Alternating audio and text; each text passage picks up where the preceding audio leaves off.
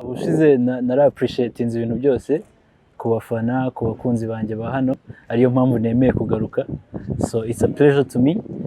Ndifuza ko muza noneho mwikubye nka kabiri y'abaje ubushize. Icyo nababwira nuko njya gukora album yanjye nari ndi focused cyane kuri journey yanjye nk'umuhanzi ndetse no mu buto bwanjye, abantu bagize uruhare cyane kuba mu mikurire yanjye nk'umuhanzi cyangwa se nk'umuntu. So that's why nashizeho n'abahanzi nakwita kari generation imaze iminsi, ndetse naho mu Rwanda ba new generation twazanye cyangwa se baje nyuma yanjye nta numwe wari uriho tu. So nari inspired na journey yanjye ndetse n'abantu bayigizemo uruhare, niyo mpamvu ari bo nashize kuri album.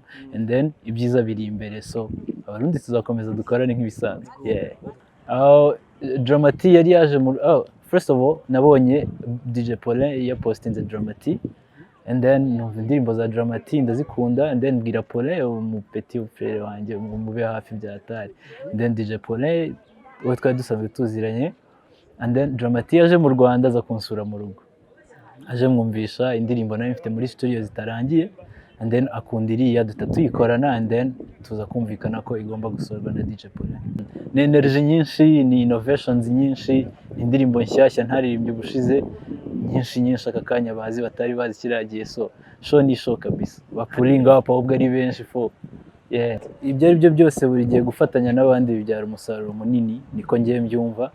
So aka kanya I think kuba twarazikoze bakazikunda nuko ari nziza, bazaze ejo tuziririmbe zose ko zakabaye.